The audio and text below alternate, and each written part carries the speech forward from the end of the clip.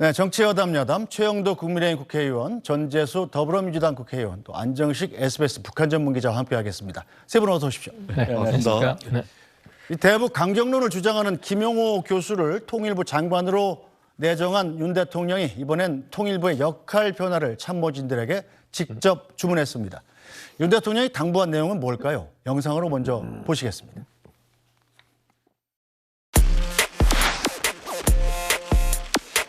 통일부 장관 지명자는 김영호 성신여대 정치외교학과 교수십니다. 원칙 있는 대북 정책 또 일관성 있는 통일 전략을 추진해 나갈 적임자라고 판단했습니다.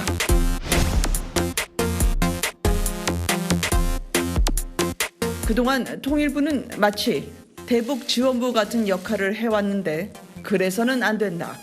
이제 통일부가 달라질 때가 됐다고 앞으로 통일부는 자유민주적 기본 질서에 입각한 통일이라는 헌법 정신에 따라 통일부 본연의 역할을 수행해야 할 것이라고 당부했습니다. 네, 통일 역할은 변화가 있어야 된다고 봅니다. 앞으로 원칙이 있는 그리고 대단히 가치지향적인 그런 방향으로 정책을 추진해 나가야 된다 이런 생각합니다.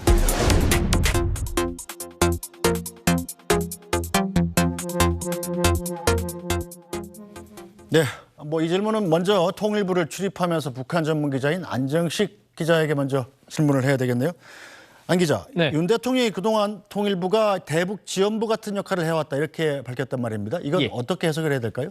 이제 그동안의 통일부라는 게 이제 남북 관계 관리부서기도 하다 보니까 교류 협력 그리고 남북 회담, 인도 지원 이런 게 이제 주가 되었죠. 네. 그러니까 이제 탈북자 관리라든가 이제 몇 가지 업무가 더 있는 건데요. 그러니까 이제 그동안에 어쨌든 회담 위주로 어떻게든 북한과 대화를 뚫어보려고 노력을 했고 그런데 이제 이런 부분에 대해서 윤 대통령이 그렇게 북한에 지원하고 이런 것만 하는 게 통일부가 아니다 이런 생각을 갖고 계신 것 같아요. 그래서 이제 이런 문제의식을 제기를 했는데 지금 보면은 다시 발언 내용이 나오고 있습니다만 좀 어떤 생각이 드냐 하면 사실 이 전 정부 때 이른바 진보 정부 때는 보면은 이제 통일부라는 게 사실 다른 나라에는 없는 부처거든요. 네. 다른 나라에 없는 부처가 대한민국에만 있다는 거는 어쨌든 남북 관계를 유지하고 관리하는 데 역할을 해라라고 대한민국에만 만든 부처입니다. 우리나라만 분단이 돼 있는 거죠. 그렇죠. 사실. 그러니까 이제 그 역할에 충실하도록 부처를 만든 거고 이제 그와는 별개로 또 북한이 우리를 위협하는 그 안보의 적이기도 하죠. 그래서 그런 안보를 방어하는 부처 역할을 하는 건 국방부인 거죠. 그래서 네. 북한의 위협에 대해서 계속 미사일 방어 체계라든가 여러 가지 북한이 공격을 하면 반격한다든가 한미연합 훈련을 한다든가 이런 걸 하는 게 국방부라서 통일부와 국방부는 나름의 고유한 역할을 갖고 있는 것인데 이 사실 진보 정부 때는 남북 관계를 너무 중시하다 보니까 국방부가 자기 역할을 잘 못하고 국민들한테 공표를 해야 될 것도 좀 감추는 듯하고 이런 좀 편향이 있었단 말이에요. 네. 근데 이제 그게 바뀌고 나서 이게 한 중간 지점으로 오면 되는데 제가 보면 우리나라가 참 중간이라는 게 없습니다. 한쪽에 있다가 이걸 또 이쪽으로 확 끄집어와서 그동안에 통일부가 했던 게 잘못됐다 이런 식의 이제 좀 의견들이 최근 강하게 나오다 보니까 상당히 좀 통일부 직원들도 좀 당황스러워하고 있는 게 사실입니다. 네, 김용호 장관을 비롯해서 이번에 장 차관을 전부 외부 인사로 바꾸지 않았습니까? 예. 이건 어떻게 봐야 될까요? 통일부의 이 통일 정책 자체를 크게 선회하겠다 이런 뜻으로 읽기는 예, 뭐든지 이제 정책 담당자가 메시지를 줄 때 가장 중요한 게 인사죠. 그렇죠. 인사인데 어디든 이제 장관이라는 것은 되게 정치적으로 임명을 하기 때문에 국회의원이 가기도 하고 학자가 가기도 하고 외부에서 가는 게 일반적인데 차관은 되게 그 조직을 관리하는 역할을 많이 하기 때문에 내부 승진이 되는 경우가 많습니다. 통일부의 경우도 예외가 아니었고요. 그래서 98년도 이후에 외부 인사가 차관으로 오는 건 처음이라고 하는데 거기에다가 플러스 이 대통령실 통일비서관도 지금 김수경 한신대 교수가 가는 걸로 지금 돼 있는데 이 대통령실 통일비서관 예전 청와대 통일비서관도 되게 통일부의 고위 간부가 갔다 오는 자리였거든요. 그러니까 어쨌든 통일비서관이라는 게 대통령실과 부처를 연결시켜주는 중요한 자리인데 장차관에다가 통일비서관까지 전부 다 외부 인사를 바꿨다. 이건 어쨌든 지금의 통일부는 안 되겠다라는 강력한 메시지를 인사로 보여줬다고 봅니다. 네, 이제 여야 의원들께 질문을 드려야 되겠군요. 어떤 분이 먼저 얘기해 주시겠습니까? 여당 먼저. 예, 여당 먼저 듣겠습니다. 이번 통일부 인사 어떻게 평가하시나요? 예, 어떤 전환이죠. 왜냐하면은 지금 우리 남북 관계라든가 또 이전 역대 정부의 대북 정책이 거의 지금 난관에 봉착했습니다. 우선에 지난 문재인 정부 대통령 시절에 얼마나 지극정성을 다했습니까? 뭐 정말 삶은 소대가리 소리 들어가면서도 수모를 참고 하려고 노력을 했는데 결국 돌아온 것은 개성공단 폭파요, 우리 대통령에 대한 조롱 이런 거 아니었습니까? 그래서 지금 이제 우리가 좀 국제 규범에 맞게 가야겠다. 지금 결국 북한에서는 사실 우리 통일부에 해당하는 부처가 없습니다. 통전부가 거의 그냥 선전선동 부서지 이게 실질적인 진전이 없었습니다. 그런데 이제 좀 참고해야 될 것이 우리가 글로벌 어떤 기준을 보고 우리가 통일 정책을 할 때는 가장 또 참고하는 곳이 독일 아니겠습니까? 동서독의 통일 과정인데 동서독의 통일 과정을 보면은 특히 서독 정부가 동독한테 경제적 지원이라든가 또 대화를 하면서 인권 문제를 굉장히 강조를 했습니다. 그리고 인권 기록서를 통해서 동독내에서 벌어지고 있는 인권 침해 행위를 기록하기 위해서 그걸 이게 기록되고 있다는 것을 동독 관리들이 아는 순간 그 자제하는 효과도 있었고 또 하나는 이제 실제로 어떤 협상을 하면서도 동독의 정치범과 사실 서독에서 붙잡힌 간첩을 맞교환하기도 했습니다. 이런 식으로 동독에 있는 인권 보호에 앞장섰고 이것들이 하나의 어떤 서로 상호 교류와 또 동독 사회를 전제 정치에 참혹한 그 희생으로 만들지 않고 그나마 인권을 보존해주는 이런 그 역할을 했던 것 같고요. 또 하나 이것이 이제 장기적으로는 통일에 큰 신뢰관계를 쌓는 데 큰 도움이 됐던 것 같습니다. 또 하나는 이제 동유럽과 서유럽의 교류였는데요. 우리가 자주 언급하는 헬싱키 프로세스가 그렇습니다. 헬싱키 프로세스는 정치적, 경제적 교류, 군사적인 서로 협력 갈등보다는 군축 이런 걸 논의하는 자리였는데 그게 우리가 가장 주목할 부분이 인권 부분입니다. 인권 신장을 위한 상호 노력 같은 것들을 굉장히 많이 했고요.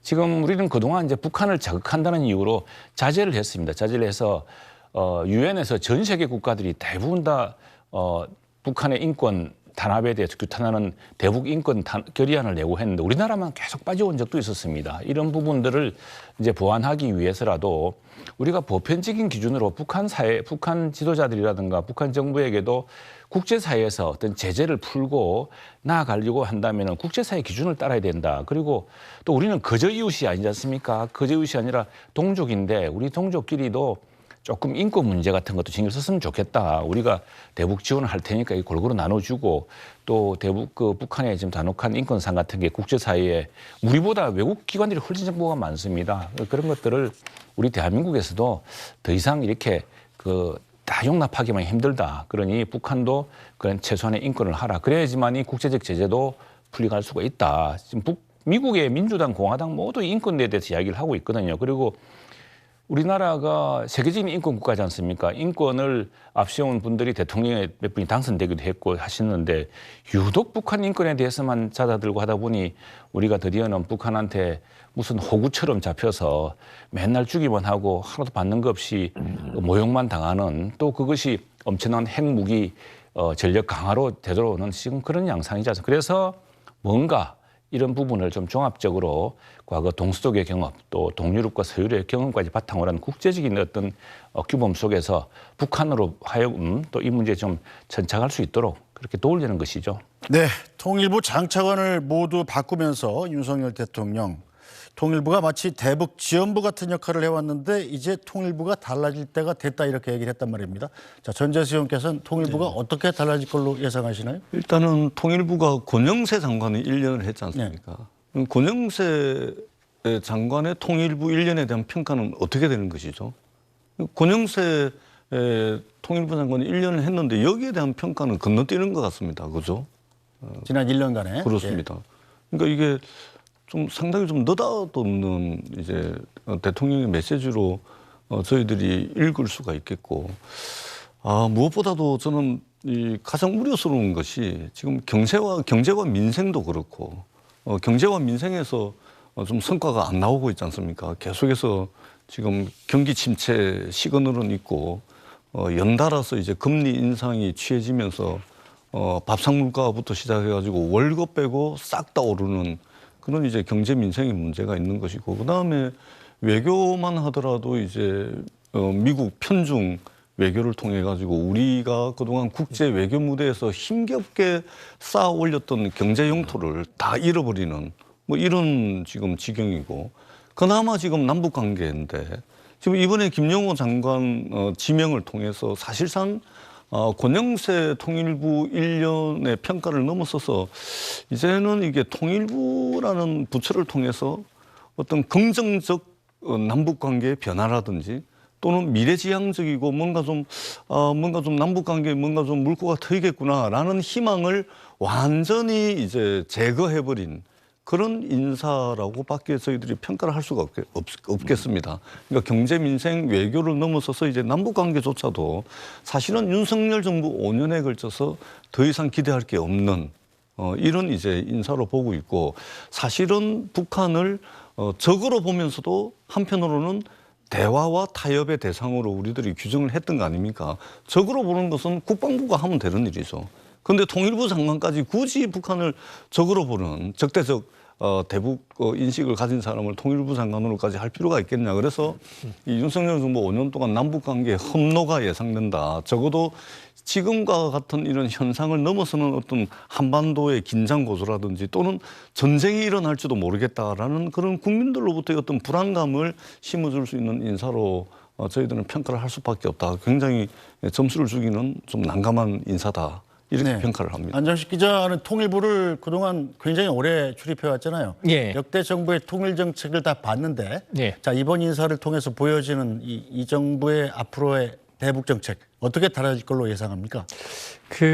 뭐 어떻게 달라질 건가는 뭐 사실은 뭐 답은 거의 나와 있는 것 같고요. 근데 이제 지금 뭐 저인윤 의원님께서도 말씀하셨는데, 이번 인사가 지금 문재인 정부에서 윤석열 정부로 넘어간 첫 번째 인사가 아닙니다. 사실 이 정부의 실세라고 하는 권영세 장관이 1년 이상 있었단 말이죠. 네. 그런데 지금 완전히 싸그리 바꾸겠다, 이런 메시지를 준 건데, 이 권영세 장관 1년을 좀 옆에서 지켜보면 권영세 장관이 이 기자들 앞에서 또 강조했던 말 중에 하나가 대북 정책은 이어달리기다, 이런 얘기를 많이 했습니다. 물론 정부가 바뀌고 나서 대북 정책이 많이 바뀌었죠. 많이 바뀌었지만 어쨌든 통일부 장관의 입으로서는 대북 정책은 이어달리기고, 이어달리기라는 것은 역대 정권의 대북 정책을 계승해서 가는 거다. 여기서 역대 정권은 문재인 정부도 들어가는 것이죠. 그렇다고 해서 뭐 권영세 장관이 문재인 정부의 대북 정책을 계승했다, 이런 얘기는 아니지만 그래도 말로라도 그런 부분을 해왔는데, 지금 이번 인사에서 좀 주는 메시지는 그게 아니라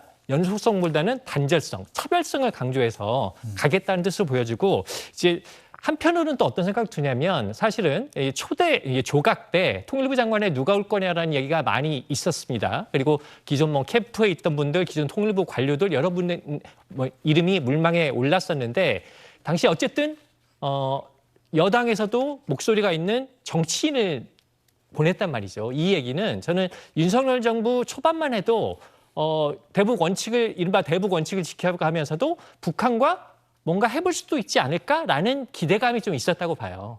근데 이제 1년이 지나면서 보니까 남북 관계가 더 안 좋아졌잖아요. 그리고 지금 상황으로 봐서는 앞으로 더 좋아질 것 같지도 않고. 그래서 지금 상황에서는 이제 아예 좀 북한과의 남북 관계에 대한 기대를 접고 그야말로 어쨌든 이 정부의 색깔대로 북한에 대해서 할 말은 하고 지적할 건 지적하는, 이런 원래 갖고 있던 좀 색깔을 강화하는 쪽으로 가자, 이런 쪽이 좀 메시지 아닌가 싶기도 합니다. 네, 최영두 의원께서는 어떻게 생각하십니까? 야당에서는 지금 남북한 적대 관계가 너무 심해질 수 있다, 이런 우려를 하고 있는 것 같은데요. 지금 북한의 대남 적대 정책이 너무 심하죠. 이게 지난 6년 동안, 우리가 5년 동안 그렇게 공을 들이고 사실은 뭐 달래가면서 했습니다만 결과가 이렇게 돌아오지 않았습니까? 그 시기에 우리가 양쪽의 중간에 서서 트럼프하고, 마침 또 트럼프 대통령이 또 좀 희한한 대통령이 돼가지고 무슨 남북 관계, 이 북미 관계, 미국과 북한 관계를 리얼리티 쇼 하듯이 이렇게 하는 바람에 굉장히 전례 없는 이런 그 기회가 있었거든요, 사실 북한에게는. 그리고 그 사이에서 또 문재인 대통령도 뭐 큰 공을 세운 듯이 했지만, 결과적으로 보면은 북한의 비핵화, 북한이 비핵화를 하려는 노력, 이런 그 구조는 이미 1994년에 제네바 협상하고, 다음에 2005년에 저 당시 외교부 기자로 직접 취재했습니다만 지난번에 9.19 공동성명을 통해서 그 구조가 다 나와 있습니다. 그 구조가 진행되지 않은 채 일방적으로 뭘 핵무기는 핵무기대로 개발하면서 경제 원조는 원조대로 받겠다고 하는 것은 국제사회 용납할 수 없기 때문에 트럼프 대통령조차도 리얼리티 쇼처럼 하더라도 그건 해줄 수가 없었던 겁니다. 그러니까 결국에는 김정은은 그 같이 춤추다가 속았다 그래가지고 그 화풀이를 갖다 우리 문재인 대통령하고 우리 당 정부에 해야 되지 않았습니까? 그리고 계속 도발이 이어져 왔죠. 그 핵미사일 도발은 우리 정부 때뿐 이 윤석열 정부 때뿐 아니라 문재인 정부 때도 있었습니다. 그러니까 아무리 선의를 가지고 이야기를 해도 북한의 태도는 아주 똑같았습니다. 똑같았는데 지금 우리가 뭐 통사정하고 우리가 이렇게 좋은 얼굴로 선의를 가지고 계속해도 안 된다고 한다면은 이제는 조금 우리도 우리를 지켜야 되고요. 우선에 지금 불과 한 달 전에 서울 전역이 또 우리 한반도 전체가 혹시 인공위성이라고 하지만 어떻게 떨어질지 모르니까 일본 일도하고 우리가 다 긴장하지 않았습니까? 아침에 경보 울리는 바람에 지금 그런 상황이 되었습니다. 이제 되었기 때문에 이 대비는 대비대로 철저히 해나가면서 북한에게도 이 문제에 대해서 이제 결단을 내릴 수 있는 그런 이제 노력들을 해 나가야죠. 그리고 뭐 대북 우리가 정책을 바꾼다고 갑자기 대북 적대시로 하겠습니까? 북한은 자 이런 겁니다. 우리 저 오래전에 미국 대통령이 하신 말씀처럼 우리나라도 그랬듯이 주먹을 풀면은 악수를 할 수가 있습니다. 북한이 주먹을 쥐고 우리를 패려고 매일 협박하고 있는데 우리만 이렇게 가드를 내린 채 아이고 어서 오라고 하면은 그걸 호구로 보지 그걸 대화 상대로 보겠습니까? 그래서 이제는 좀 우리도 제대로 된 당신들이 도발을 하면 엄청난 보호 대가가 따를 것이라는 것도 분명히 하고 그런 대비도 해 나가면서 그러나 북한이 당초 9.19 우리 북핵 협의 6자 회담에서 이루어진 합의의 구조가 살아있기 때문에 그대로 간다면은 북미 간에 서로 연락사무소 설치할 수 있는 이런 단계가 있습니다. 단계가 있는데 지금 우리는 갑자기 그 북한의 선의만 너무 믿고서 지금 무슨 종전선언이 이렇게 달려나가고 있는데 실제로 미국에 심지어 트럼프조차도 불가능하다고 생각을 했고 그렇기 때문에 하노이 때 이야기를 해보다 그냥 뛰쳐나온 거 아니겠습니까? 그래서 이 문제에 대해서는 우리 내부는 민주당이나 우리는 해볼 건 다 해보지 않았습니까? 민주당 정부 시절에 북한에 해볼 수 있는 거 다 해봤고 그리고 뭐 판문점에서 만나가지고 그때 뭐 USB에 뭐 담아주든지 모르겠지만 아무튼 굉장한 선의를 다해서 최선을 다했는데도 돌아온 것은 우리 국민에 대한 우리 공무원을 뭐 사살했다거나 또는 또 우리가 국민으로 돈으로 모아서 해준 남북 연락 그 남북 교류의 상징이었는데 경제 협력 상징인데 그걸 뭐 그냥 부순 것도 아니고 포탄으로 때려 부수지 않았습니까? 이런 식으로 일방적으로 그냥 패대기 치듯이 하는 이런 관계에 대해서는 그건 이제 좀 우리가 여야 간에도 좀 합의를 해서 남북 관계에 대해서는 그동안 우리가 실패해보고 우리가 온갖 시도를 다 해봤는데 이제는 뭐 비슷한 결론을 좀 얻어야 되지 않을까 싶습니다. 우리는 우리대로 확실히 방어할 준비를 하면서 북한으로 하여금 우리가 다 해봤는데 이제 당신들은 이렇게 해야지만이 그 국제 제재도 풀리고 또 9.19 공동성명에서 이미 합의했던 그런 절차대로 비핵화와 함께 이 남북 관계나 국제 관계가 진행될 것이라는 걸 계속 환기시켜 나가야죠. 네. 짧게 한 말씀은 뭐 좀 길게 하셔도 됩니다. 예. 우리 최영두 의원님께서 뭐 말씀하시고자 하는 취지는 잘 알겠습니다만 다 좋습니다. 그러니까 윤석열 대통령의 대학 2년 선배이자 측근 실세 권영세 의원께서 통일부 장관을 1년 2개월 하셨습니다. 이것에 대한 평가는 어떻게 되는 것이죠? 이것에 대한 평가 위에 1년 2개월은 그냥 지나간 겁니까?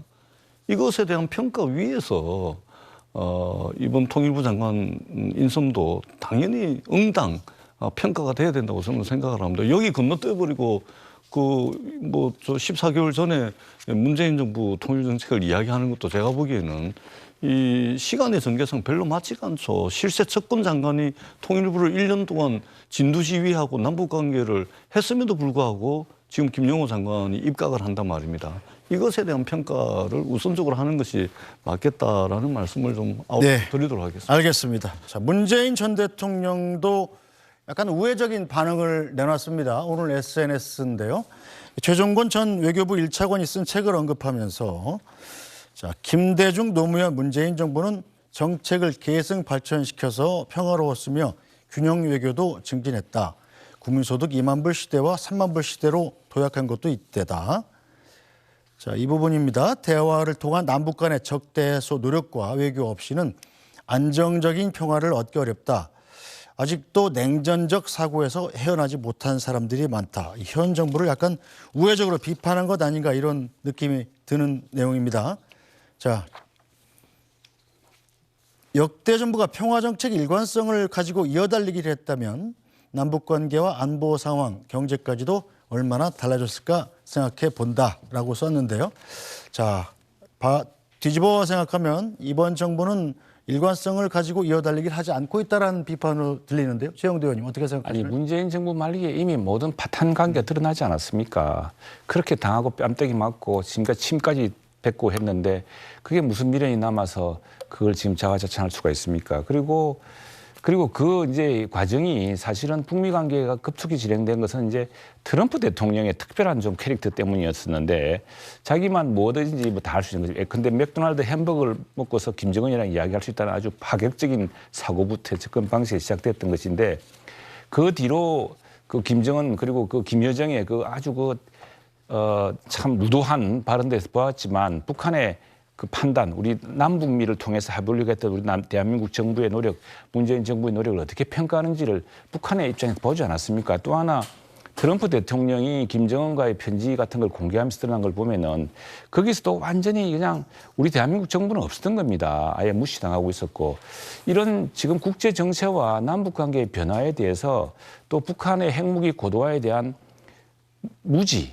착각, 오판, 착시가 지금 그대로 다 농축되어 있는 것 같습니다. 그리고 지금 국민소득 2만 불, 3만 불 이야기하시는데 이게 역대 정부의 이거야말로 정말 역대 정부의 노력을 통해서 이루어졌고 또 그게 어떻게 뭐 대한민국 정치가 잘해서 그랬습니까? 삼성, SK, 하이닉스, 현대자동차 같은 글로벌 기업들이 지금 수출 무역 적자가 전부 흑자가 거기서 일어나고 있었습니다. 그런 큰 어떤 우리 국민의 근면성 또 우수한 과학기술 영역 이런 것 때문에 생긴 것이고요. 그리고 김대중 전 농부의 시절 그때 우리가 할 실험을 다 해봤습니다. 햇빛 정치 대보도 해봤지만 그러나 핵무기 고도화라고 하는 우리가 지금 핵무기를 굉장히 그 위험한 핵무기를 핵미사일을 바로 이 머리 위에 쥐고 이고 살고 있지 않습니까? 이 불안이 이어졌다는 사실을 왜 자꾸 외면하려고 하십니까? 네, 전재수 의원님. 그러니까 지금 저희들이 우려스러운 것은 윤석열 대통령께서 국내 정치에서 보여주고 계시는 정치적 캐릭터, 리더십의 형식이라든지 이것이 국제 정치 또 남북 관계에서도 그대로 투영되고 있다라는 것에 저희들이 걱정과 우려의 시선을 던질 수밖에 없는 것이죠. 예를 들면 이렇습니다. 국내 정치적으로 윤석열 대통령께서 정치적 리더십을 어떤 식으로 보여주고 계십니까? 자신의 뜻과 맞지 않는 사람들은 국민의힘 같은 당이라 하더라도 다 내쳤죠. 이준석, 유승민, 안철수, 나경원 등등 전부 내쳤죠. 그런데 이러한 배제의 정치가 국제 정치에서도 소위 말하는 가치동맹이라는 표현에서 그대로 드러나고 있죠. 미국의 대중국 봉쇄 전략의 돌격대 역할을 대한민국이 하고 있습니다. 그리고 대중국 봉쇄 전략의 가장 큰 역할을 맡고 있는 일본과 어거지로 관계 개선하라 그러니까 어쩔 수 없이 지금 관계 개선하고 있고 후쿠시마 오염수 방류하는데도 한마디 항의도 못하고 있는 겁니다. 이런 식의 말하자면 편가르기, 배제의 정치가 국제관계, 남북관계에서도 그대로 드러나고 있고 그렇기 때문에 저희들이 심각하게 우려를 하는 것이고 이러한 것이야말로 이전에 냉전적 질서, 냉정적 사고방식을 뛰어넘는 신냉정적 사고방식에 지금 머물러 있는 것이 아니냐 이런 측면에서 저희들이 굉장히 우려를 하는 것이고 문재인 대통령도 지금 평화를 위한 이어달리기를 해야 되는데 완전히 그것과는 선을 끊는 전혀 이전에 보수 정권에서도 시도해보지도 않고 듣도 보도 못한 이런 이제 대북관계라든지 남북관계로 가서는 과연 이 한반도의 어떤 평화 정착이라든지 평화 프로세스라든지 이런 것들이 가능하겠냐라는 우려를 지금 드러내고 있는 것입니다. 그러니까 북한을 압박하는 것도 필요하죠. 당연히 그렇게 해야죠. 저 경제적 협력도 하고 남북 교류도 해야 되겠지만은 군사적으로 압박도 할 필요가 있겠지만 종국적으로는 한반도의 평화를 정진시키기 위한 하나의 도구로서 압박이 기능을 해야 되는데 그 압박이 그냥 압박으로 그냥 머물러서는 되지 않는다. 이런 이제 우려의 시각을 저희들이 가지고 있다라는 말씀을 드리는 알겠습니다. 것입니다. 자, 북한의 움직임도 좀 짚어보고 가겠습니다. 자, 북한이 지난 1일 주말이죠.